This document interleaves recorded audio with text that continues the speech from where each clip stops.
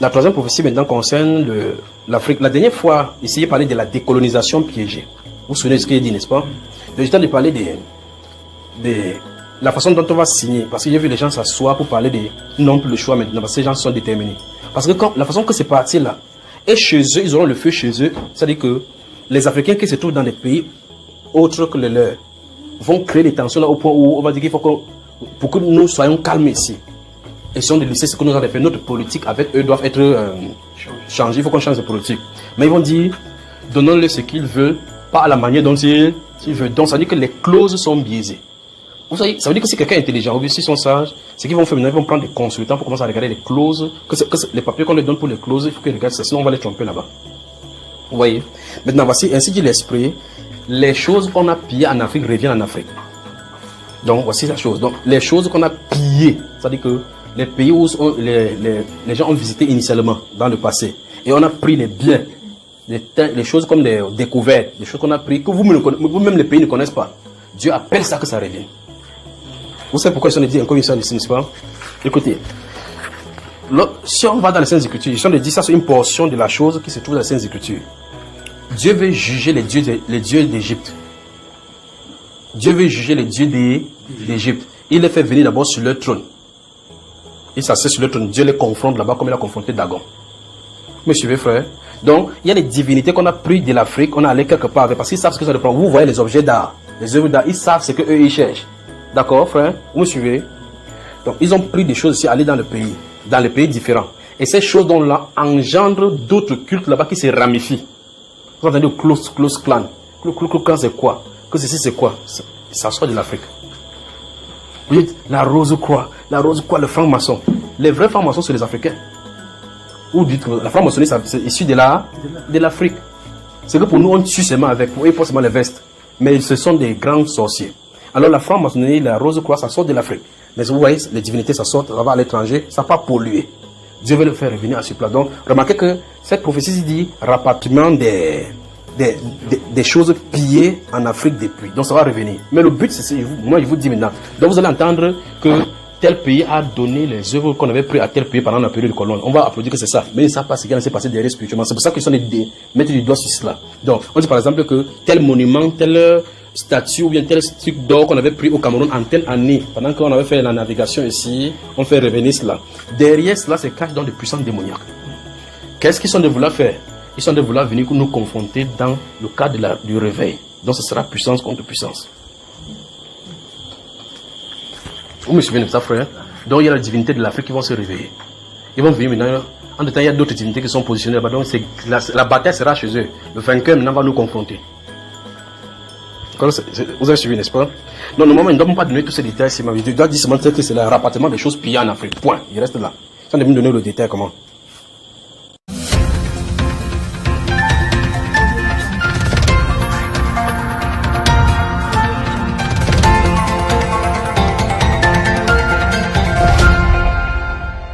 Une journée historique pour le Bénin à présent. Les 26 œuvres du royaume d'Abomey viennent d'arriver à Cotonou en provenance de Paris. Ces trésors avaient été pillés dans le palais d'Abomey par les troupes françaises coloniales. C'était en 1892. Une cérémonie est organisée en ce moment à la présidence de la République pour célébrer ce retour réclamé, négocié et obtenu par le président béninois Patrice Talon en 2007. On retrouve en direct de Cotonou Émilien David. Bonsoir Émilien. Dans quelle ambiance se déroule cette cérémonie qui semble encore en cours, hein? Oui, bonsoir Mohamed. La cérémonie est encore en cours actuellement. Là derrière moi, le président de la République, Patrice Talon, est en train de conclure cette cérémonie très émouvante pour accueillir ces 26 œuvres sur leur terre d'origine. Alors, ces œuvres, ces trésors, même l'âme des Béninois et du Bénin, selon les mots de Patrice Talon, sont arrivés cet après-midi à l'aéroport de Cotonou et ils ont immédiatement été escortés jusqu'ici au palais présidentiel. Et sur le bord de la route, eh bien, il y avait des centaines, voire des milliers de Béninois présents pour réclamer le retour de ces œuvres. Une fois le cortège arrivé ici au palais présidentiel, l'une de ses pièces maîtresses, le trône du roi Guézo, a été descendu sur tapis rouge, accueilli par des tirs de canon de l'armée et des danses traditionnelles. Voilà, donc une cérémonie dans la plus pure tradition béninoise. Alors maintenant, ces œuvres, elles vont rester dans l'orchestre pendant 2 mois ici au palais présidentiel pour s'acclimater, car ici le climat est très différent, beaucoup plus humide et beaucoup plus chaud qu'à Paris. Donc il faut que le temps que ces œuvres sa table, puis elles seront exposées au palais présidentiel avant de prendre la route du tout nouveau musée de Ouidah. Alors, vous l'avez compris, aujourd'hui c'est un jour de fête très attendu par le milieu culturel et politique béninois, mais cet engouement ne s'est pas propagé dans tout le pays. Ici, l'accueil de la population est plutôt tiède, comme je vous propose de le voir dans ce reportage. Malgré ces grandes affiches pour célébrer la restitution des 26 œuvres par la France, les rues de Cotonou au Bénin semblent indifférentes à l'événement que le gouvernement qualifie pourtant d'historique. Je n'ai jamais entendu parler de ça. Voilà. C'est pas un sujet qui est très répandu, on n'en parle pas souvent ici parce que les gens ne sont pas informés. Je pense que l'information n'est pas vraiment répandue. Je pense que c'est un truc de l'ancienne génération, c'est pas un truc qui concerne nous, la jeunesse par exemple, je pense. Il va falloir que les œufs soient réellement au Bénin et on ira voir. Et même après ça, c'est après ça qu'on saura l'importance réelle. L'importance réelle, Laurent Toniquès l'aperçoit déjà. Bonjour. Le représentant au Bénin du Conseil représentatif des associations noires milite depuis plusieurs années pour le retour des œuvres volées par la France au XIXe siècle lors de la Seconde Guerre du Dahomey. Selon lui, le Bénin retrouve ainsi une partie de son histoire dont il a été amputé. Ces biens n'ont de valeur que dans la réalité africaine, dans la réalité béninoise. Quand vous prenez par exemple la porte sacrée du palais royal d'Abomey, ça n'a d'histoire ou d'explication ou de pouvoir que dans la réalité béninoise et purement d'Abomey. Mais dans le milieu culturel, certains émettent des réserves. Ce curateur d'art, par exemple, craint pour la sécurité des œuvres, même s'il estime que leur retour est une bonne chose. Il n'y a pas beaucoup de musées ici, contrairement en France, il n'y a pas beaucoup de musées au Bénin, donc l'expérience de la gestion et de la conservation des œuvres, c'est pas quelque chose aussi qui est dans lequel on a de la pratique.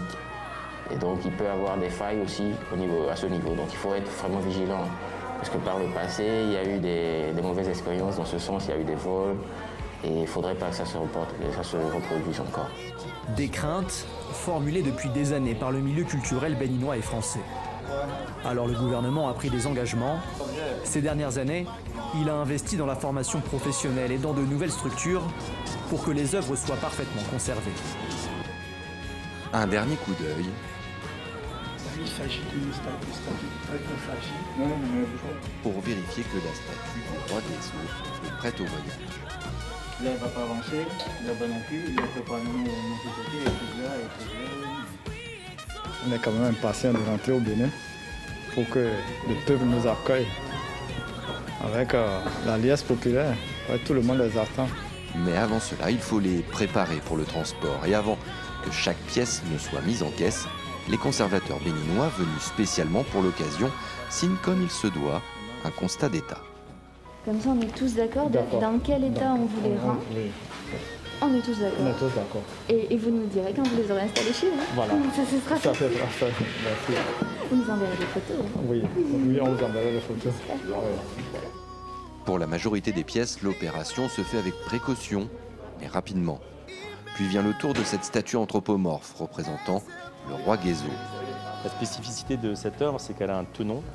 Ça, c'est la première chose. Et la seconde, c'est qu'elle est très lourde. C'est un bois extrêmement dense. Et il y a de multiples éléments métalliques qui en font quelque chose de très difficile à manipuler. Et il va falloir lever la statue, l'extraire de son socle pour la mettre en caisse.